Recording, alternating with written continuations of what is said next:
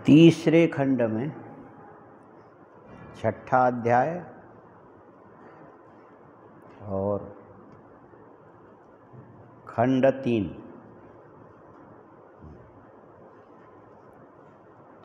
तद ऐक्षत बहुश्याम प्रजायेति तत्तेजो असृजत तत्तेज ऐक्षत।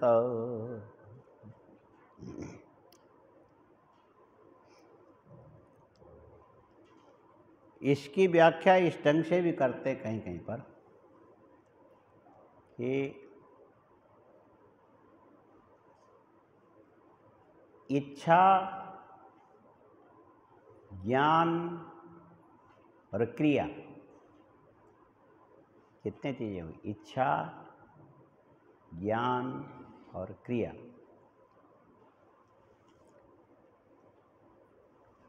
विचार करने से इसके समष्टि और व्यष्टि उभय रूप उपलब्ध होते हैं। इच्छा, ज्ञान, क्रिया के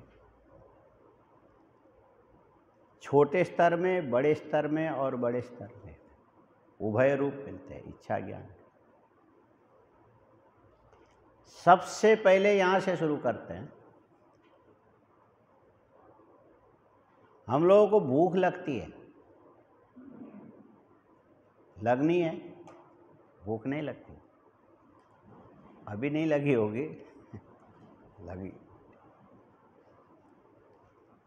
अब सवाल है कि भूख लगती किसको है?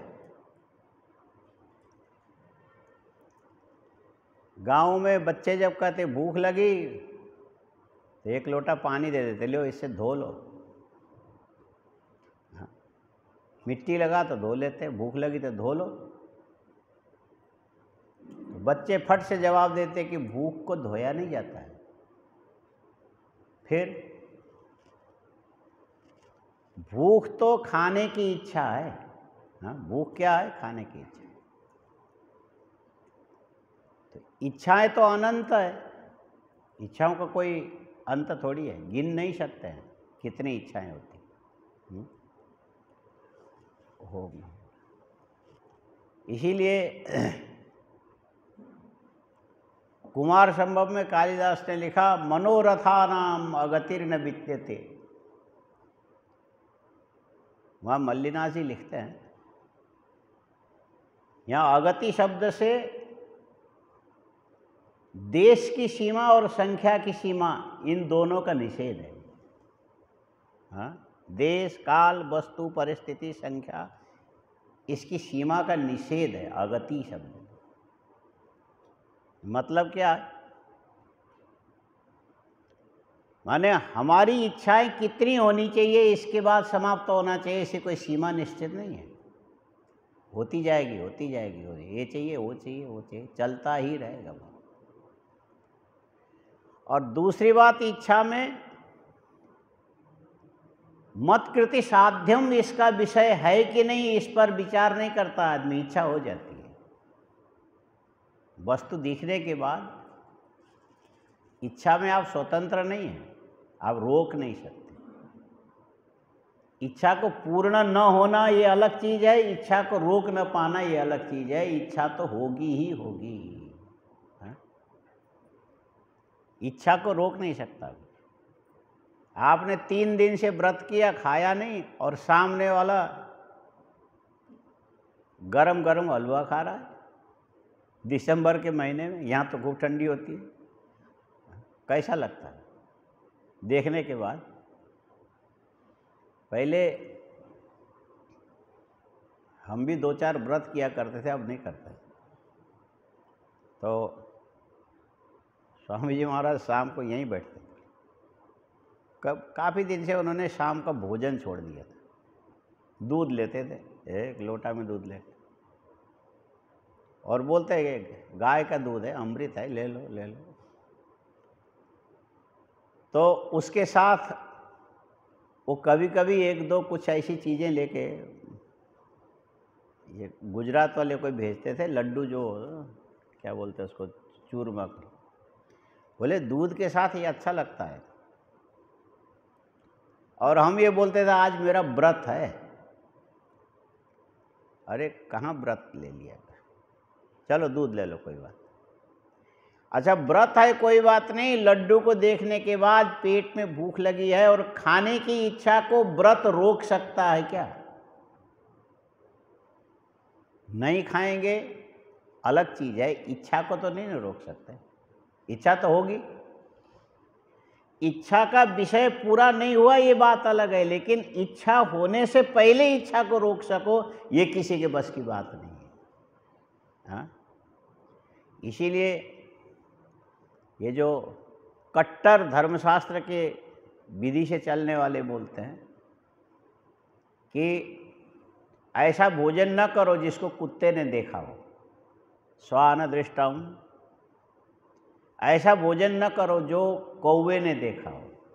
हाँ, ऐसा निषेध है बोले, स्वान दृष्टम, काक दृष्टम, पर्युषितम न भुंजित, इस प्रकार की बातें आती। कौवे ने देखा हो, कुत्ते ने देखा हो, ऐसा भोजन नहीं करना।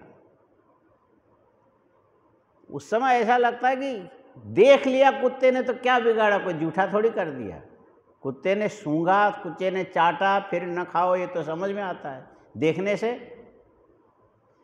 देखने से ये होगा कि देखते ही वो अपनी इच्छा को नियंत्रित नहीं कर सकता, और कुत्ते के इच्छा का विषय होने के कारण इतने से तुम्हारे अंतःकरण में संस्कार बिगाड़ सके, ये भोजन में वो संस्कार आ जाएगा।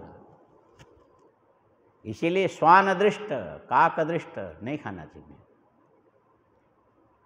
घर में रह के खाओ, पर्दे के अंदर रह के खाओ। तो इसका अर्थ है कि इच्छा को नियंत्रित किया नहीं जा सकता, और इच्छा के विषय पूरा न हो ये चीज़ अलग है, और इच्छा तो होगी होगी, और इसकी संख्या निश्चित नहीं है। खाने की, पीने की, पाने की, जाने की, पता नहीं कितने हैं। माने संख्या की दृष्टि से भी इच्छा को सीमित नहीं कर सकते, और साथ में जो हमारे मतकृति साध्य न होने पर भी उस वस्तु की भी इच्छा होती है। शरद पूर्णिमा के चंद्रमा को रात के 12 बजे देखने से आपके हाथ लगने वाली चीज़ नहीं, लेकिन ऐसा लगता कि ये नज़दीक होता तो हम पकड़ ही लेते। पकड़ने की इच्छा तो हो गई ना। तो इच्छा को आप नियंत्रित नहीं कर सकते। इच्छा के विषय को पूर्ण न करके मन को निराश किया जा सकता है, लेकिन मन को इच्छा करने से आप रोक नहीं सकते। मन को इच्छा करने से कभी, और कौन कौन से विषय जो मन इच्छा करे और कौन कौन से विषय न करे, मन विचार करके नहीं सोचता कि ये हमारे बस की बात नहीं, इसको छोड़ो, ये तो छूट गया तो छूट गया, नहीं तो उससे पहले तुम इच्छा से निवृत्त नहीं हो सकते। इच्छा तो हो ही जाएगा। इसलिए मनोरथा नाम अगतिर्न विद्यते, इसमें तुम्हारा बस नहीं चलता है। इच्छा होगी तो होगी। अब आ जाते हैं भूख में। भूख लगी है, तो ये भूख क्या चीज़ है? ये भी तो खाने की इच्छा है। हाँ, भूख बता तो रहे, भूख तुम व्याकरण में भी जाएंगे तो अच्छा भंवर जाल है। हाँ, किस धातु से बना? भुज। भुज क्या? भुज पालन व्यवहार है, उससे भुज बना। बुभुक्षा, भोग तुम इच्छा। अच्छा, अब भोग तुम इच्छा में फिर वहाँ एक और धातु देखना पड़ेगा, इच्छा जिसे बना। हाँ, ईसु इच्छायाम। अच्छा, अब जो ईसु इच्छायाम से इच्छा बना भोक्तुम इच्छा, बुभुक्षा, ये खाने की इच्छा किसको है? जब विश्लेषण करेंगे तो धीरे धीरे धीरे धीरे धीरे पता लगता है कि किसको किसको खाने की इच्छा है। आदमी क्या बोलता है कि भूख के मारे मेरे हाथ पैर नहीं हिल रहे हैं, उठा नहीं जा रहा है, बोला नहीं जा रहा है। कई लोग नकली भी बोलते हैं। कई लोग कहते हैं कि हमारी आदत ऐसी है कि हम खाने से पहले बोल नहीं सकते, खाने के बाद चल नहीं सकते। वो कब करेगा फिर कुछ? हाँ, पर जो भी हो, ज़्यादा भूख लगने से हम हिल नहीं सकते, डुल नहीं सकते, बोल नहीं सकते, नींद नहीं आती, होश नहीं आती, ये सारी चीज़ें। इसका अर्थ क्या है? इसका अर्थ है कि ये जो खाने की जो इच्छा है आपके अकेले की नहीं है। एक व्यक्ति इच्छा करता है, वो उसके अकेले की इच्छा नहीं है। किसकी किसकी इच्छा है? तभी तो जब रोगी होकर के हॉस्पिटल में जाते हैं तो डॉक्टर खून लेता है, हा? कौन, एक पुराने महात्मा कहते हैं कि ये हॉस्पिटल के डॉक्टर और घर में पत्नी ये खून ही पीती है और मच्छर तीन है। अच्छा, उन्होंने ये विपरीत उदाहरण है, हॉस्पिटल के डॉक्टर और घर में पत्नी और मच्छर, ये खून पी के ही राजी है, उसके से कम से राजी नहीं होते। अच्छा, अब वो खून ले जा कर के प्रयोगशाला में देखते हैं क्या क्या हालत है इसकी। फिर उसमें देखेंगे कि इस चीज़ की कमी, इस चीज़ की कमी, इस चीज़ की कमी, इसकी कमी, इसकी कमी, इसीलिए इस ढंग से ये तत्व बढ़ा दो। अब उनसे पूछो कि इससे क्या होता है, तो वो बोले खून में अमुक अमुक अमुक प्रकार के जो जीवाणु है, अमुक प्रकार के तत्व की उपलब्धि न होने से, उनके कमजोरी से तुम्हारे पूरे शरीर में कमजोरी आ गई। इससे क्या सिद्ध होता है? उनसे पूछे कि क्या देखा तुमने खून में? बोले ये जरा से एक बूंद के भी शतांश ले जा करके शीशे के ऊपर रख के रसायन डाल के उसके अंदर के जीव को, छोटे को बड़ा करके, फिर छोटे को थोड़े को ज़्यादा दिखाने वाले यंत्र के द्वारा देखते तो इसके अंदर के अनंत जो जीव है उनको जो खुराक चाहिए वो खुराक पूरा न मिलने के कारण अमुक अमुक अमुक अमुक प्रकार की जो बैक्टीरिया है कमज़ोर पड़ गया, जिसके कमज़ोर पड़ने से तुम हिल डुल नहीं पा रहे हो। इससे क्या सिद्ध होता है? इससे ये सिद्ध होता है कि ये जो खाने की इच्छा हमारी अकेली की नहीं है, खून के कण कण के अंदर रहने वाले अनंत जीवों की इच्छा है जो स्वयं पूरा नहीं कर सकते। वो पूरा करने के लिए ये मुख्य जीव कारण है। ये खाएगा तो उनको मिलेगा, इसके बिना वो शरीर से निकल के बाहर जाए और खा करके आवे, ऐसा नहीं हो सकता। हम तो थोड़ा कोरोना के मारे बाजार में न जाओ बोलते हैं, और ये शरीर के अंदर के जीवाणु को बाहर जाने की छूट मिलती तो पता नहीं कहाँ जाके गोलगप्पा खा के आ जाते हैं। हाँ, ये जा नहीं सकते। ये तो आप खाओगे तब जाके उसको मिलेगा, अन्यथा नहीं मिलेगा। अच्छा, ठीक यही स्थिति समझ लें, हमारे शरीर के अंदर के छोटे छोटे जीवाणु छोटे हैं और इसका जो मुख्य जीव है ये बड़ा है और वो प्राण को धारण करता है, और उसके प्राण के क्रियाकलाप के चलते शरीर के अंदर के अनंत जीव खाते भी हैं, सोते भी हैं, लड़ते भी हैं, झगड़ते भी। ये वैक्सीन क्या चीज़ है? जिस रोग से आप डर रहे हैं उसी रोग का छोटा अणु है बस, और वो शरीर के अंदर जाते ही शरीर की प्रतिकार शक्ति आकर के उस पर अटैक करती है। एक बार लड़ाई होने के बाद उनके अंदर ये संस्कार पड़ जाता है कि ऐसी चीज़ें शरीर के अंदर आवे तो इस ढंग से उस पर आक्रमण करना चाहिए। एक बार ये संस्कार पड़ गया, यद्यपि ये जीव जीवाणु नित्य नहीं है, मर जाते हैं, लेकिन मरने से पहले पहले अपने जैसे संतान उत्पन्न करके संतान के अंदर अपने संस्कार छोड़ करके तब जाके वो नष्ट होते हैं। तो वो परंपरा जब आगे बढ़ेगी तो ऐसे रोगाणु जहाँ आया सब इकट्ठे होकर के फिर ये जैसे जंगल में एक प्रकार के जानवर होते, सियार, जंगली सियार की बहुत सारी प्रजाति हैं, और उनकी विशेषता ये है कि ये सब इकट्ठे होकर के आक्रमण करते हैं, और एक को परेशानी हुई तो सब लोग इकट्ठे होकर आ जाएंगे। हमारे इधर बीकानेर में एक पंडित थे, उनकी विशेषता ये थी कि अब तो रहे नहीं, हर एक जानवर के आवाज़ निकालते थे, और आवाज़ निकाल के सारे कौवे की आवाज़ निकाले तो पूरे कौवे इकट्ठे हो जाते थे। हमने पूछा तुम एकदम कौवा जैसे तो नहीं बोलते हो, कुछ के क्या करते, इतने कौवे कैसे आते हैं? बोले हमने कौवे का मनोविज्ञान पढ़ा है, विपत्ति काल में एक कौवा इस प्रकार की ध्वनि निकालता है जिसको सुनते ही उसकी मदद करने के लिए सारे इकट्ठे होते, उसको हमने सीख लिया। और बोले गधे की आवाज़ निकालता, और वो आवाज़ जहाँ तक जाए सारे गड्ढे इकट्ठे हो जाते थे। और कई बार हम लोग कार्तिक के महीने में वहाँ रहे, अच्छा कुत्ते को बोले, कुत्ते की ऐसी आवाज़ निकाल दे, पूरे मोहल्ले के सारे कुत्ते इकट्ठे होकर के। और सियार में ये विशेषता होती कि एक यदि ऐसी आवाज़ में चिल्लाने लगे तो पुराने लोग पता नहीं परंपरा से ऐसा बोलते हैं कि एक सियार बोले और सुनने वाला दूसरा यदि नहीं बोला तो उनको अभिशाप है कि वो उसका सिर फट जाता, मर जाता है वो। इसीलिए सियार एक बोलेगा तो हूँ, फिर दूसरा, जितनों ने सुना सब के सब बोलेंगे।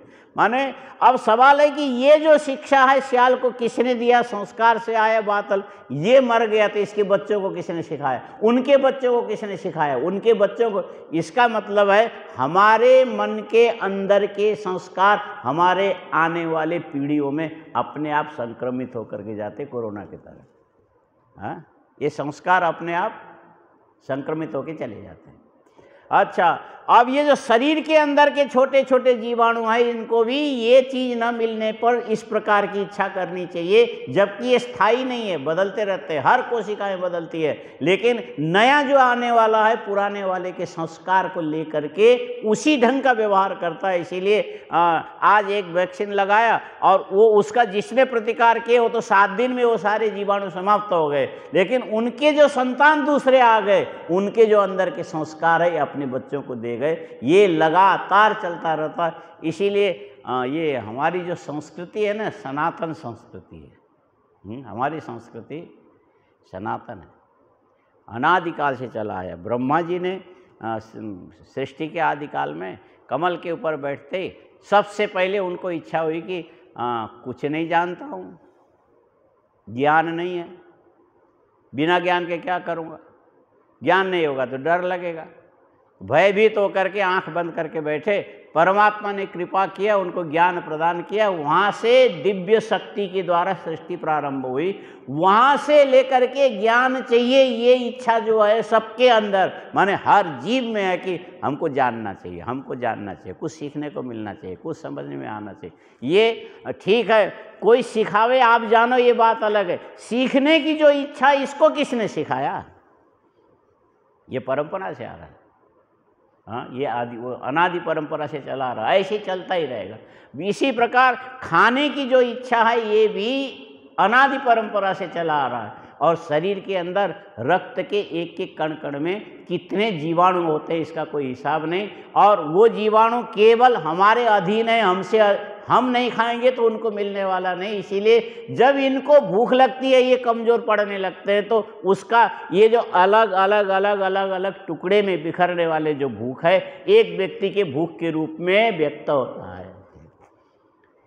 इसी चीज़ को मांडुक्य में है, शायद मांडुक्य कारिका में, भोगार्थम सृष्टि, भोगार्थम सृष्टिरित्यन्ये क्रीडार्थमिति चापरे ईशस्य अस्य स्वभावोऽयम् आप्तकामस्य का स्पृहा। ये सृष्टि करने वाले सृष्टा परमात्मा ने ये जगत की सृष्टि क्यों किया? तो किसी ने कहा भोग के लिए, और दूसरों ने कहा नहीं, खेल के लिए। बोले भोग और खेल अल्प शक्ति संपन्न जीव में आनंद की पूर्ति न होने से ये दोनों इच्छाएं बनती है। और जो सर्वज्ञ है, सर्वशक्ति संपन्न है, वहाँ पर किसी चीज़ की कमी न होने के कारण ईश्वर में भोग की इच्छा नहीं हो सकती। हाँ, ईश्वर में भोगेच्छा संभव नहीं है, क्योंकि भोग पूर्ण न हुआ होता तब न उनको भूख लगती कि हमको कुछ खाना है। वहाँ तो सब कुछ पूर्ण है, आप्त काम है, पूर्ण काम है, परम निष्काम है। वहाँ तो ये इच्छा की संभावना है नहीं। और क्रीड़ा भी क्या होती? जिसको आनंद पर्याप्त मात्रा में नहीं मिला, खेल के द्वारा उस आनंद को आभासिक रूप से पूर्ण करने की इच्छा करता है। माने साक्षात खाने को लड्डू न मिले तो कम से कम शीशे में दिखा दो। हाँ? देखने को तो मिलेगा, खाने को नहीं मिला तो क्या तमाशा आदमी क्यों देखता है? भले न मिले तो भी देखने को तो मिल रहा है। हाँ, तो यहाँ पर भोग की जो इच्छा है, ये जो क्रीड़ा की जो इच्छा है, ये भी आनंद की कमी को पूर्ण करने के लिए मन के अंदर इस प्रकार की वासनाएं जगती है। और ईश्वर तो पूर्ण काम है, आप्त काम है, पूर्ण काम है और परम निष्काम, कोई कामना उसके अंदर नहीं। फिर ये सृष्टि की इच्छा तदैक्षत ऐसा क्यों करना पड़ा उसको?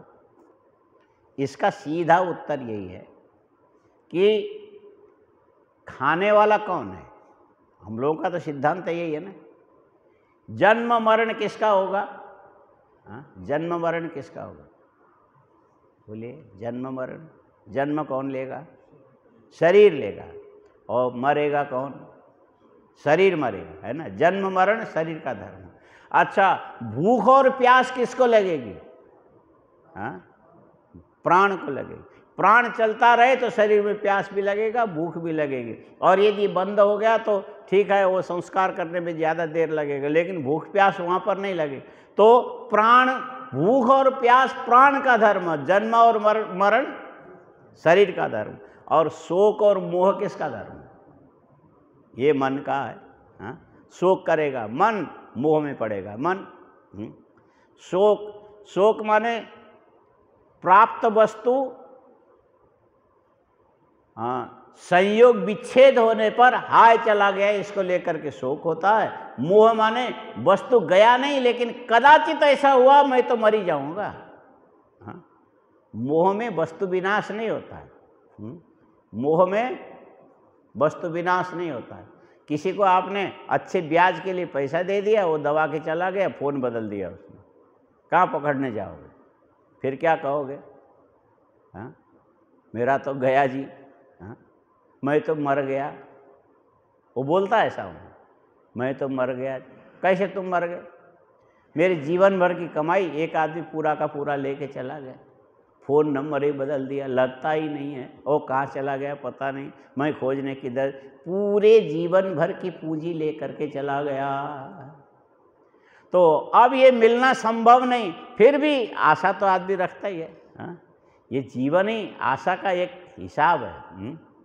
सारी दुनिया में संभव जितने भी खोज लेगा, लेकिन जब न मिले तो एक बुढ़िया का ऊँट खो गया, पूरी रात खोजती, दिन भर खोजती रही, नहीं मिला, रात को बेचारी सो गई, उसी ऊँट से उसका जीविका चलता था। और अंत में रात को 1 बजे उठ करके देखा कि मैंने सब जगह देखा, एक जगह नहीं देखा, शायद वहाँ मिल सकता है। वो जाके मिट्टी के घड़े में उसने चने भर के रखे थे, उसको उल्टा करके एक एक चना पलट के देखने लगी कि यहाँ तो ऊँट नहीं मिलेगा। अभिलषित वस्तु उपलब्ध न होने से आदमी कहीं भी खोजने लग जाता है। ऐसे होता, प्राय करके यही होता है।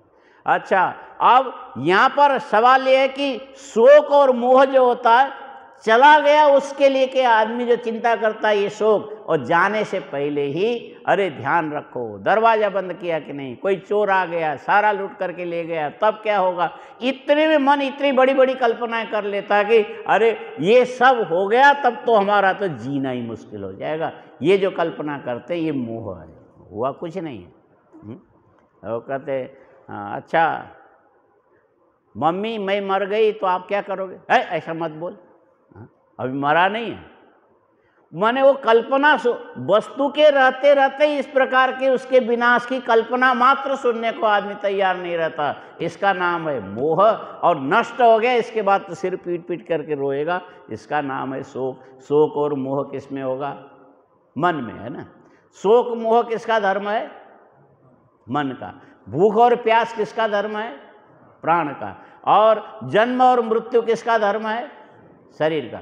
अच्छा, भूख और प्यास ये जो प्राण का धर्म है, ये भी एक प्राण सूक्ष्म है। प्राण कैसा है? प्राण सूक्ष्म। और इसीलिए प्रारंभ में आया ना छांदोग्य में कि दोनों में है शायद, अहम श्रेयसी विदुरे, हाँ छांदोग्य बृहदारण्य दोनों में ये प्रसंग, दोनों जगह। यो हो भाई ज्येष्ठम च श्रेष्ठं च वेद, ज्येष्ठश्च हवै श्रेष्ठश्च स्वानाम भवति। जिसने ज्येष्ठ को जाना, जिसने श्रेष्ठ को जाना, अपने समुदाय में वो भी ज्येष्ठ हो जाता है, श्रेष्ठ हो जाता है। जानने वाला ही ज्येष्ठ होता है, जानने वाला ही श्रेष्ठ होता है। इसका मतलब ये जो ज्ञान की महत्ता सब जगह है। हाँ, ज्ञान की महत्ता, आदमी बूढ़ा होकर के कमज़ोर हो जाता है, लेकिन जैसे जैसे बूढ़ा होता चला गया, बोले बुजुर्ग हो गए, हाँ, सम्मान बढ़ता है। ज्ञान की महत्ता है। अच्छा, ज्येष्ठ में भी आगे ये अर्थ करते कि ज्येष्ठ माने वयसा, हाँ, ज्येष्ठ इति वयसा। ज्येष्ठ शब्द का अर्थ क्या? उम्र से बड़ा हो तो ज्येष्ठ, हाँ, और गुणे अभ्यधिकम श्रेष्ठ, हाँ, गुणों से ज़्यादा गुणवान हो तो वो श्रेष्ठ, और ज़्यादा उम्र का हो तो वो ज्येष्ठ। और ज़्यादा उम्र का होने से शरीर के अंदर की शक्ति क्षय होने से चलना फिरना उठना खाना सारी चीज़ें धीरे धीरे धीरे कम होती चली जाएगी, लेकिन उसका महत्व तो इसलिए बढ़ता है कि ये बुजुर्ग है, इसमें ज्ञान ज़्यादा है। अब ये मालूम नहीं कि उर्दू में बुजुर्ग किसको बोलते हैं तो हम भी बोल दे रहे हैं। सारे शब्द का अर्थ सबको ज्ञान नहीं होता। बुजुर्ग, हाँ, आप बुजुर्ग हो, क्या बुजुर्ग का क्या अर्थ है बताओ? क्या है बुजुर्ग माने? हाँ, बोलते हैं, हाँ, माने ये इसका यथावत शब्दार्थ का बोध नहीं होता, लेकिन प्रयोग सब करते हैं। काफ़ी शब्द ऐसे होते हैं कि केवल योग रूढ़ से चलता। पहले ये जो प्रकृति प्रत्यय के अर्थ से चला होगा, उसके बाद एक वस्तु पे रूढ़ हो गया, रूढ़ होने के बाद परंपरा से चला तो चला, अर्थ क्या है मालूम नहीं पड़ता, लेकिन चलता है, ठीक है।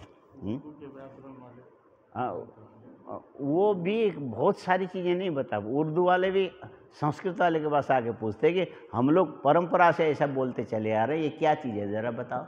हाँ, अच्छा अस्तु। तो ये जो प्राण जो है ना, ये कैसा, ये प्राण वयसा श्रेष्ठ ज्येष्ठ है उम्र में। उसका कारण क्या है? गर्भ में जीवात्मा से पहले, अन्य इंद्रियों से पहले प्राण की उपस्थिति होती। प्राण के स्पंदन के बिना इंद्रियों के लिए ये जो गोलक नहीं बनेगा। गर्भ में बिल्कुल बुदबुदाकार जो प्राण, ये जो शरीर के अंश, संस्कार विशिष्ट अंश है, इसमें जब तक प्राण जाके स्पंदन शुरू नहीं करेगा तब तक हाथ नहीं बनेंगे, अंगुलियां नहीं बनेंगे, नसें नहीं बनेंगे, हड्डियां नहीं बनेंगे, जोड़ नहीं बनेंगे, नाक नहीं बनेगा, दांत के अवस्थान नहीं बनेगा, मस्तिष्क की कोशिकाएं नहीं। ये सारी चीज़ों का निर्माण करने वाला कौन है? तो प्राण है। प्राण के स्पंदन से सारी चीज़ें बनती। और वो यदि रुक गया तो फिर डॉक्टर बता देंगे ये अंदर वाला जीव मर गया, इसको अब ऑपरेशन करके हटा दो, नहीं तो जिसके पेट में वो भी मर जाएगा। तो सारी चीज़ें ये करने वाला कौन? प्राण है। अच्छा, अब कहते हैं हम ये मानते हैं कि भूख और प्यास प्राण का धर्म है। प्राण का धर्म का क्या माने कि खाने के लिए प्राण बोलता है। हमको जलेबी खिला दो, पनीर की जलेबी खिला दो, प्राण बोलता है क्या? ये सब इच्छाएं, ये सब चुनाव मन का धर्म है। किसका? ये चाहिए, ये चाहिए, ये चाहिए। रुचि किसका धर्म है? मन का है। और प्राण, भूख प्यास प्राण का धर्म इसीलिए कहा जाता है कि इसके स्पंदन के बिना खाने की इच्छा मन में जागृत होगी ही नहीं। खाने की इच्छा करना किसका धर्म है? प्राण का, मन का। और मन ये इच्छा रूपी क्रिया को कब प्रकट करता है? जब शरीर के अंदर प्राण चलेगा। और सच पूछो तो प्राण ने खाया नहीं, और प्राण के रहने से ये शरीर के अंदर खाया गया जो अन्न है, जठराग्नि पचा के शरीर के तत्त रस रूप में परिणत करके पहुंचा देते। इसीलिए ये प्राण खाता है जैसा प्रयोग है, लेकिन प्राण अत्यंत सूक्ष्म होने से, उसके स्वरूप का विज्ञान न होने से ऐसा लगता है कि प्राण भूख के मारे तड़प रहा है। सच्चाई तो यह है कि प्राण को भोजन मिले न मिले उससे कोई मतलब नहीं है। प्राण के गतिशील होने से आपके जठराग्नि की, जैसे फूंक मारने से आग में जो लकड़ी के अंदर की अग्नि में तेजी आती है, ठीक इसी प्रकार प्राण के चलने से जठराग्नि में तेजी आती है। जठराग्नि में तेजी आने से पानी में सूख गया, खाया गया अन्न भी जल करके रस रूप में परिणत होकर के भस्म हो गया। और चाहिए और चाहिए, इस प्रकार जठराग्नि को शांत करने की जो इच्छा मन के अंदर आ गई, इसमें मूल रूप में प्राण कारण होने से ऐसा मान लिया कि भूख और प्यास प्राण का धर्म है। धर्म परिचायक तत्व माना जा सकता है और सबसे पहले गर्भ में ये आया, इसीलिए ये उम्र में सबसे बड़ा हो गया, इसलिए प्राण को ज्येष्ठ माना। और श्रेष्ठ क्या है, यदि प्राण निकल गया तो आंखें काम नहीं करेगी। प्राण निकलने के बाद आंखें काम नहीं करेगी, प्राण निकलने के बाद बोलते नहीं बनेगा, प्राण निकलने के बाद सुनते नहीं बनेगा, प्राण निकलने के बाद हाथ पैर नहीं लेंगे, प्राण निकलने के बाद ये मलमूत्र विसर्जन भी नहीं होगा, प्राण निकलने के बाद सारे के सारे क्रियाकलाप जहाँ के वहाँ वहीं पर ठप हो जाएगा। हाँ, यदि सब चल रहा तो किसके चलते चल रहा है? प्राण से चल रहा है। अच्छा, अब ये प्राण निकल करके भी जाएगा तो अकेले नहीं जाता है। हाँ, प्राण निकल के जाएगा, अकेले नहीं जाता है। कई जगह बड़े बड़े सम्मेलन, बड़े बड़े आयोजन होते हैं, उसमें कोई विशिष्ट एक व्यक्ति होता है, ठीक समय पर आता है और आके अपना कार्यक्रम करके फिर चला जाता है। और वो आया तो उसके साथ साथ हजारों आदमी उर्र करके आ गए, और वो जैसे गया तो बाकी लोग चले गए। हाँ, माने ये सारे आने वाले किसके अनुयायी हैं? हाँ? अनुयायी, अनुयायी शब्द है, अनु अनु अनु उपसर्ग, अनुपश्चात अयगतो। हाँ, यह प्रापणे माने या तो अनुपश्चात गति प्रापणे। ठीक ठीक है, वो ये धातु के चक्कर पड़ने से एक उम्र के बाद धातु काम नहीं करता ठीक से। नीनी प्रत्यय होता है स्वभाव अणु उपसर्ग पूर्वक। हाँ, या धातु से नीनी प्रत्यय करने से हाँ हाँ वो बनेगा अनुगमनशील। अनुगमनशील माने पीछे चलने वाले, अनुगामी, पीछे पीछे चलने वाले। सीधा अनुगामी का मतलब पीछे पड़ने वाले। स्पष्ट हो गया ना? प्रकृति प्रत्यय अपनी जगह है, व्यावहारिक शब्द यह है कि अनुगामी माने पीछे पड़ने वाले। हाँ, जब तक जिंदा रहेगा तब तक पीछे पड़ेंगे, मर गया तो फिर कोई बात नहीं। हाँ, जब तक जिंदा रहे तब तक पीछे बाद में देखा जाएगा। तो ये जो प्राण भी ऐसा ही है, एक के पीछे जैसे हजारों चलते हैं, प्राण के पीछे कम से कम 17 तो चलते ही चलते हैं। 5 ज्ञानेंद्रिया, 5 कर्मेंद्रिया, कितने हो गए? 5 ज्ञानेंद्रिया, बोलो, 5 कर्मेंद्रिया, दोनों को जोड़ो 10 हो गए। और 5 पंच प्राण, पंच प्राण के भी तो 5 भेद है ना, प्राण, अपान, समान, व्यान, उदान, तो ये मिला के कितने हो गए? 15। और मन और बुद्धि कितने हो गए? 17। तो जब प्राण निकल के जाएगा तो ये 17 भी साथ में जाएंगे। हाँ, प्राण निकल के जाएगा, बकरी के गले में रस्सी बांध करके खींचेंगे तो खाली गला नहीं आएगा, चारों पैर भी आएंगे, बाल भी आएंगे, पूंछ भी आएगा, उसके पेट में जो मिंगनी वगैरह होंगे वो सब साथ में आएंगे। हाँ, एक भी नहीं छूटेगा। माने गला पकड़ के खींचने से पीछे की सारी चीज़ें, और उसके पीछे यदि 3-4 बच्चे होंगे तो वो भी आएंगे। वो प्राण शरीर से निकल के गया तो ये सारी चीज़ें भी उसके साथ साथ चले जाएंगे। कौन कौन से बोलिए? प्राण गया तो कौन कौन जाएगा? हाँ, अच्छा चलो कर्मेंद्रियों का नाम ही ले लो, क्या अर्ज है, टाइम पास हो जाएगा। 5 कर्मेंद्रियाँ कौन कौन है? हाँ,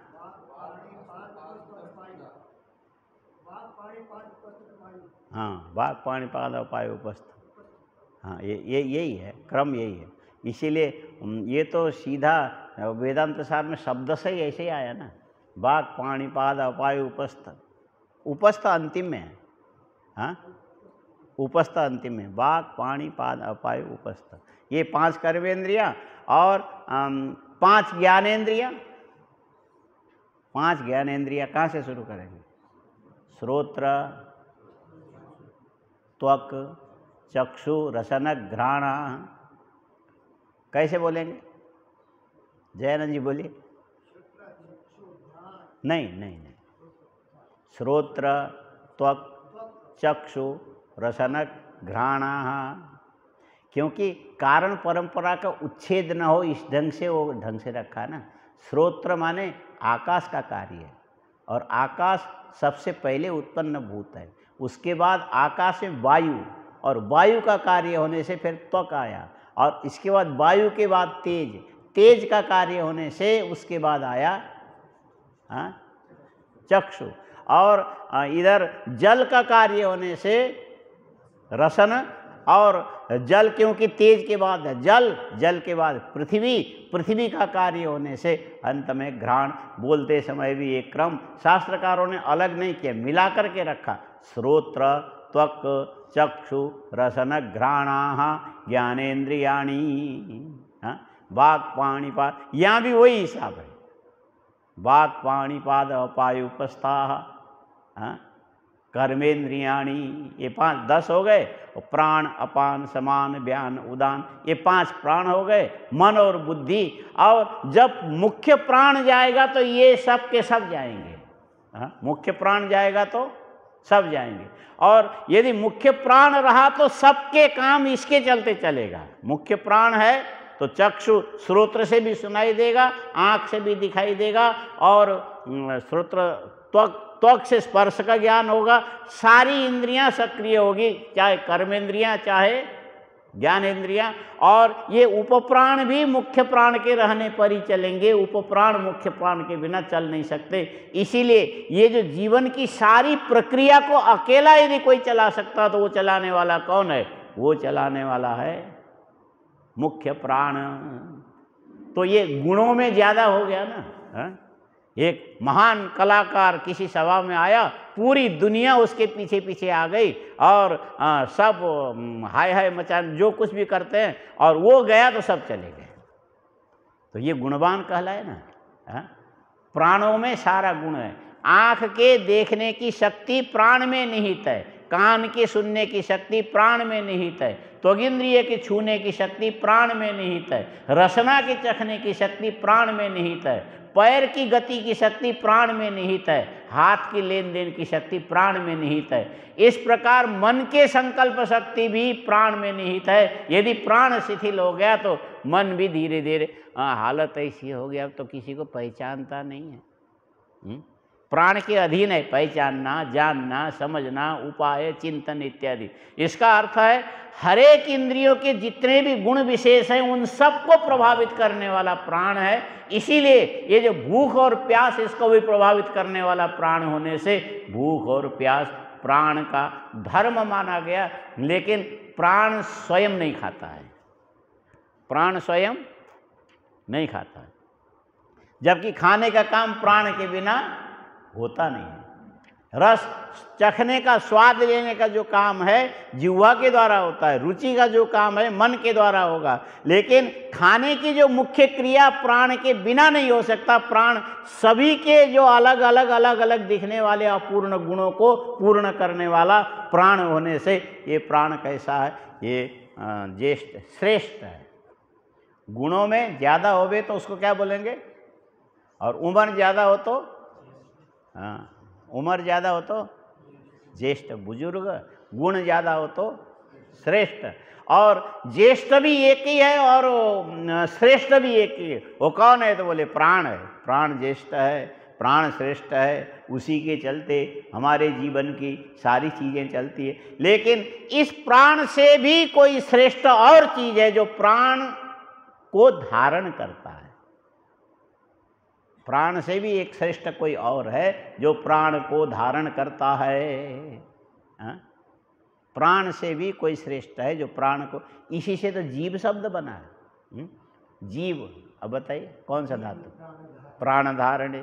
जीव शब्द का अर्थ ही है प्राण धारण करने की क्षमता रखता है। प्राण ऐसा ज्येष्ठ भी है और श्रेष्ठ भी है, माने सबसे उम्र में भी अनादि से चला आ रहा है और अनंत काल तक चलता रहेगा। और साथ में जितने भी गुणवान हमारी इंद्रियां हैं सबको उज्जीवित करके अपने अपने कार्य में लगाने की क्षमता भी इसी प्राण के अंदर है। इसीलिए प्राण श्रेष्ठ भी हो गया, प्राण ज्येष्ठ भी हो गया। ज्येष्ठश्च हवै श्रेष्ठश्च भवति स्वानाम, इसको इस रूप में जान करके उपासना करने वाला अपने समुदाय में ज्येष्ठ भी होता है, श्रेष्ठ भी होता है। इससे क्या लगता है कि ये जो भूख नाम की जो चीज़ है ये प्राण का धर्म ऐसा माना जाता है, लेकिन प्राण का धर्म साक्षात प्राण भूख के मारे तड़पता नहीं है, तड़पने वाला तो और चीज़ें हैं, लेकिन तड़पने के साधन का उत्तेजक होने के कारण प्राण को भूख प्यास प्राण का धर्म माना गया। हाँ,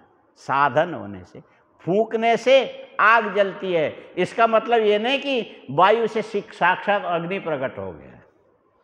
हाँ, फूंक मारने से अग्नि उत्तेजित होता है, फूंक मारने से अग्नि उत्तेजित होता है। कहीं कहीं कोश में है कि किस जगह अग्नि का एक नाम है वायु वाहन, ऐसा करके है वायु वाहन, एक जगह शब्द प्रयोग आया। अग्नि क्या है बोले वायु वाहन है। हाँ, पवन वाहन है। हाँ, पवन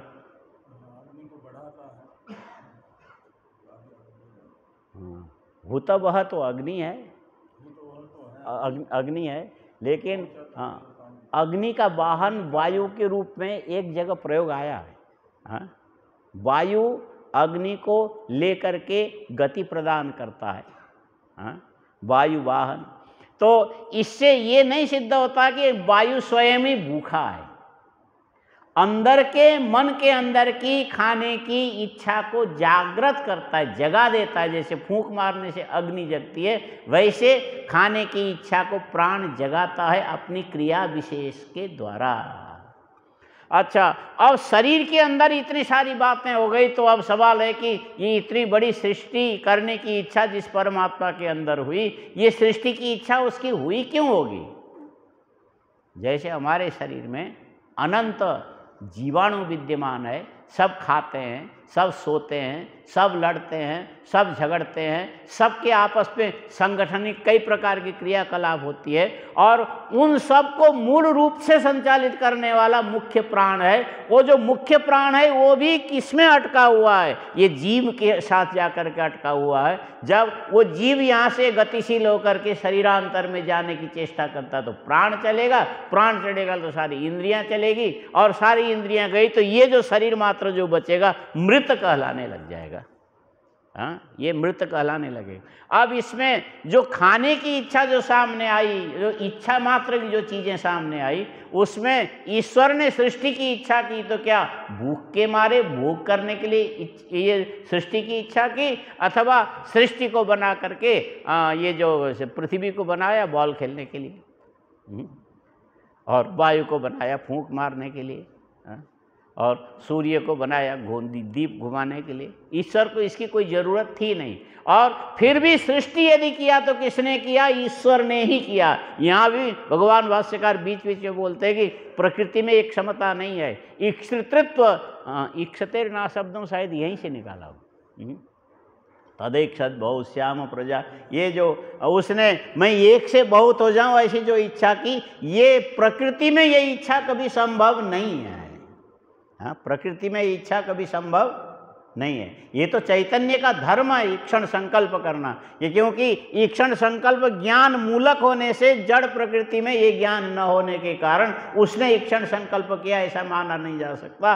और यदि चैतन्य ने, ईश्वर ने संकल्प किया तो क्यों किया, उसका प्रयोजन क्या है? क्या भोग के लिए करता है या खेल के लिए करता है? खेल के लिए यदि करता तो उसके आनंद में कमी है, ईश्वर अपूर्ण कहलाएगा। भोग के लिए यदि करता तो भूखा, ऐसे भी भूखे को बहुत अच्छा नहीं मानते लोग। भूख न लगे तो आदमी मर जाएगा, लेकिन किसी की निंदा करना तो बड़ा भूखा आदमी है, हाँ? सीधा ही ऐसे अच्छा नहीं मानते हैं। हाँ? जो खाने के पीछे मर मिटे उसको भी लोग इज्जत नहीं देते हैं। हाँ? अपने सबसे बड़े नृसिंह जी महाराज थे, तो आपके समय में नहीं रहे, नहीं हुआ। ये हमको थोड़ा थोड़ा बचपन में छटक के जो आ गया तो हमको कुछ फ़ायदे हुए। एक तो उनकी सेवा करने का मुझे मौका मिला था, और दूसरा विष्णु देवानंद जी का एक दिन दर्शन किया था कैलाश के सबसे बड़े महाराज जी, एक ही दिन। उसके बाद हम लोग श्रीनगर की ओर गए और बस जून में शायद उनकी पुण्यतिथि आती है, वैशाख में, और हम लोग वहाँ से श्रीनगर गए, फिर इधर सुना कि तो एक बार पुष्कर से बड़े महाराज जी जा रहे थे बीकानेर, तो उस समय तो सड़कें भी ऐसी सब, उसमें टाइम लगता था 8-9 घंटे, 6 घंटे तो अभी भी लगते, पहले 9-10 घंटे लगते थे। तो स्वामी दयानंद जी हुआ करते थे साथ में, उन्होंने कहा कि बीच में एक जगह आती है, वहाँ पर कोई महाराज जी के परिचित हैं, और उनको उन्होंने कहाँ से टेलीग्राम करके महाराज जी आ रहे हैं, रास्ते में भोजन की व्यवस्था कर दो। तो उनको पता नहीं था, जब गाड़ी रोकी जाने लगी, बोले क्यों रोके हो, यहाँ भोजन करना है। किसने कहा? दयानंद जी ने व्यवस्था कर। वो महा भूखा है, एक दिन भूखा नहीं रह सकता, हम जहाँ पहुँचेंगे वहीं करेंगे, यहाँ नहीं करेंगे। वहाँ पर उनका ये शब्द था, वो दयानंद महा भूखा है, एक दिन बिना खाए नहीं रह सकता। नहीं, वो दयानंद जी पहले पुष्कर के महंत थे। और ये जो दिल्ली आश्रम बनाने में स्वामी परमानंद जी और दयानंद जी, इन दोनों का ही हाथ था, महाराज जी के साथ वही रहते थे। तो वो अमुक चीज़ों में महाराज जी बड़े नियम के मामले में, यदि 2:30 बजे उठना तो 2:30 बजे ही उठना रात को, उससे कभी लेट नहीं होना। और 2:30 बजे उठ के बैठ करके थोड़ी देर ध्यान लगा के, जो भी साथ में होगा, अरे कहाँ आए मुझे नहला दो। शरीर कमज़ोर होने पर भी 2:30 बजे, और मूर्छित अवस्था में भी 2:30 बजे उनकी आँखें खुलती थी। नहीं, ये संस्कार अंदर से कहाँ, शरीर कोई खास चीज़ नहीं है, संस्कार बड़ी चीज़ें हैं। हाँ, ये संस्कार शरीर कमज़ोर होने पर भी अपना काम लगातार करता रहता। तो ये उनके जो शब्द है ना, ये दयानंद महाभूखा है, तो ये सुन करके हमको ऐसा लगा कि भूख न हो तो आदमी मर जाएगा।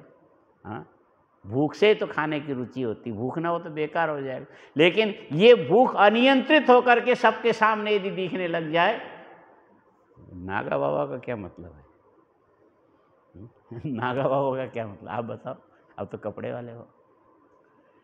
हाँ, बताओ नागा बाबा का क्या मतलब? चुप हो गए। अरे कोरोना में सब छावनी उठा के जा रहे हैं, डरो मत, आप बोलो नागा बाबा का मतलब क्या है? हाँ? अरे इसका सीधा मतलब है, नागा माने कपड़ा खोलना, नागा माने, अच्छा पहना है तो शरीर के अंदर के अंग ढके हुए हैं। हाँ, पहना है तो शरीर के अंदर के अंग ढके हुए हैं, और यदि इसके आवरण को हटा दिया तो जो नहीं दिखना चाहिए वो दिखने लग जाएगा, और जो नहीं दिखना चाहिए उसको दिखाने को तत्पर होवे, उसी को नागा, उसी को नंगा बोलते हैं। नागा सही यदि बोला जाए तो क्या बोला जाएगा? नंगा। अब तो बोल सकते, बोलो नागा बाबा का मतलब क्या है? हाँ, नहीं बोलो, समझ में तो आ गया ना। अरे सीधी सी बात है, नागा बाबा का मतलब निर्लज्ज, बस। हाँ, शील विहीन को नागा बोलते हैं। हाँ? शीलम परम भूषणम जो कहा जाता है, और उसको जिसने बेच खाया वो क्या हुआ? बोले नंगा। और जब राजस्थान में सीधे यही भाषा प्रयोग करते, अरे नंगाई पर उतर गया तो उससे क्या बात करोगे आगे? हाँ, कोई चांस नहीं है, कुछ समझने के लिए मौका नहीं रह जाता। और भूख भी होगी, प्यास भी होगा, खाने की सारी चीज़ें होगी, लेकिन कितनी चीज़ें प्रकट करना, कितनों को ढक कर के रखना, ये मनुष्य के शील के ऊपर निर्भर है। यदि ये शील रूपी आवरण तुम्हारा हट गया तो भूख लगना बुरा तो नहीं है, लेकिन आदमी निंदा का पात्र बनता कि माँ भूखा है, खाते खाते मरने को तैयार, एक दिन संयम नहीं रख सकता है। ये महान व्यक्तियों के इस प्रकार के अभिव्यक्ति होते हैं। हाँ?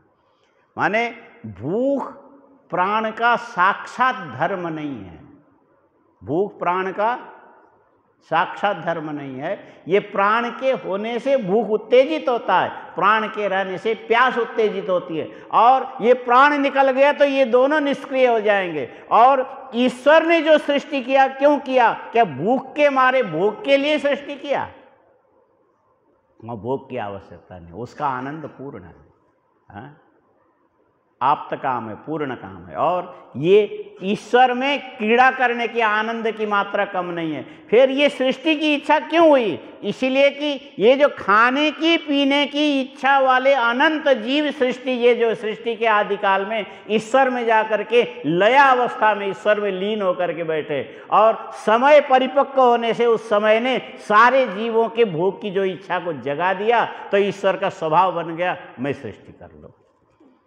न खाने के लिए सृष्टि करता है, न ईश्वर खेलने के लिए सृष्टि करता है। सारे जीव एकत्र होने से सबके जीवों के जो कर्म फल है, फल देने को जब उद्यत हो गया तो ईश्वर का स्वभाव बन गया। हाँ, ये ईश्वर का स्वभाव को भोक्ता भी नहीं माना जाता, स्वभाव को कोई क्रीड़ा भी नहीं, भोग क्रिया से रहित स्वभाव होता है। हाँ, भोग क्रिया से रहित स्वभाव होता है। बचपन में किसने कितना मार खाया सबको याद नहीं रहता, किसी को याद रहता तो बोलते भी नहीं है। हाँ? कोई मार खा तो बोलता है क्या? आप लोगों ने बचपन में मार खाया कि नहीं खाया? याद है? अधिकांश कहाँ मार खाया होगा? ये अधिकांश मार खाते, ज़्यादा नहीं, थोड़े बहुत पड़ती है मार, वो रात को बिस्तरे में पेशाब करने से। हाँ, उसमें मार पड़ती है, बहुतों को याद होगा भी। और मार पड़ेगी, करोगे क्या? होता है कि चलो मार पड़ेगी इसीलिए बिस्तरे में पेशाब नहीं करना, जब लगे तो हम उठ के बोल देंगे। इसके लेकर के लोग कई प्रकार की बातें। एक माता जी ने अपने बेटे को समझाया, बच्चा देखो जब तुमको पेशाब लगे तो पेशाब ऐसा मत बोलना, दूसरे लोग आए रहते हैं, शर्म की बात है, इसीलिए कहना पेशाब करने की इच्छा हो तो मुझे गाना गाना ऐसा बोलता। तो अब वो रात को उसको पेशाब लगी, तो पेशाब तो उसको करना नहीं था, और माँ तो थी नहीं, बाप से कहने लगा मुझे गाना गाना है, और ये रात को गाना गाए, नहीं मुझे गाना, और रोने लग गया जोर। तो बाप कहता अच्छा क्या किया जा सकता, चलो गाना तो मेरे कान में धीरे से गा ले। उसने कहा हाँ, भाषा दूसरी है।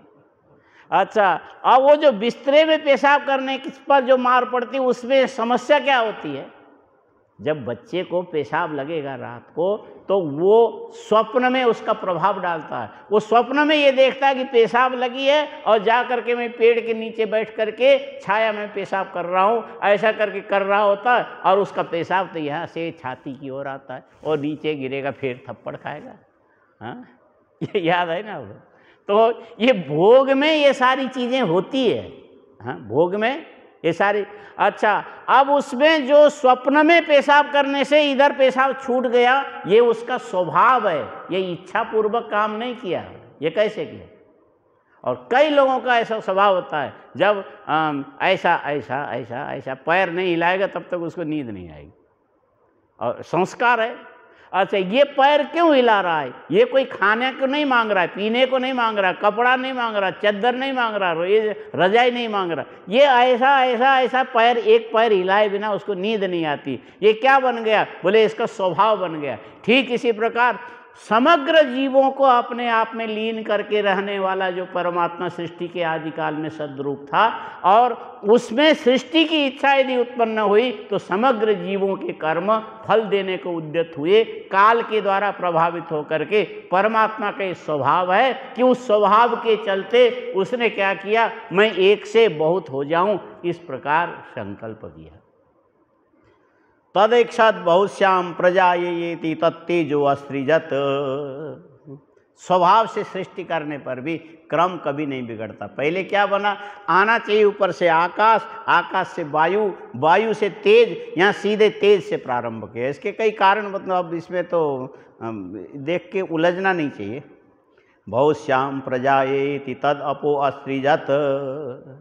उसने तेज की सृष्टि की और तेज ने जल की सृष्टि की। तस्माद् यत्र कच सोचति स्वेदते। इसीलिए वो परंपरा अभी तक भी चल रहा है। और आदमी जब दबाव में, कोई तनाव बोलते हैं, क्या बोलते हैं? दबाव, तनाव, हाँ, टेंशन। 10 माने 10 होता है, हाँ, टेंशन में जो 10 वो 10 वाला ही है कि दूसरा है? स्पेलिंग अलग है कि वही है? सन तो लड़के को बोलते हैं। हाँ, इस ढंग से भी बना हो सकता है। अरे एक ही लड़का मूर्ख हो तो अंतिमस्तु पदे पदे 10 हो जाए तो फिर कहना ही क्या है? हाँ, मरकट से सुरापानम, तो यही वहाँ से लौट के आया होगा टेंशन। हाँ, 10 लड़कों के भरण पोषण की जो चिंता मन के अंदर रहती है, और उससे फिर चिंता में आकर के ये शब्द रूढ़ हो गया, रूढ़ होकर के बोले बड़ा टेंशन, तनाव में रहता है। तनाव बोलते हैं ना। अच्छा, ये तनाव ज़्यादा हो गया, सोचने लगे तो उसके सिर पर पसीने आने लगते हैं, और ये पसीना यदि पंखे से सूख जाए, ऐसा ऐसा रगड़ने लग जाओ तो उसमें से मल निकलता है। इसी क्रम से सृष्टि के आदिकाल में पहले जीवों का कर्म फल देने को उद्यत हो गया, तो ईश्वर का ये स्वभाव जग गया कि मैं एक से बहुत हो जाऊं, और एक से बहुत हो जाऊं ये इच्छा होते ही तेज उत्पन्न हुआ, तेज के बाद जल बना, जल के बाद क्या बना? तत्तेजो अखित स्वेदते व पुरुषस्तेजस एव तद अध्यापो जायन्ते। पहले गर्म होगा सिर, उसके बाद पसीने आते हैं। इसके बाद क्या होता है? चौथे मंत्र में हो, ये चौथे मंत्र में तो फिर ता आप क्षंत बहुव्यश्याम प्रजा ये महीति ता अन्नम असृजंत तस्मात् यत्र क्वच वर्षति तदेव भूयिष्ठम अन्नम भवति अद्वैव तदधि अन्नाद्यम जायते। ये चौथे में जाकर के तेज से जल, जल से अन्न, इस प्रकार ईश्वर के स्वभाव के चलते सृष्टि प्रारंभ हो गया। अब श्वेतकेतु को इसके द्वारा क्या बताना चाहते खोजेंगे, यदि ठीक निकला तो कल देखेंगे, आज इतने ही रहने देते। ओम पूर्णमदः पूर्णमिदं पूर्णात् पूर्णमुदच्यते पूर्णस्य पूर्णमादाय पूर्णमेवावशिष्यते। ओम शांति शांति शांति।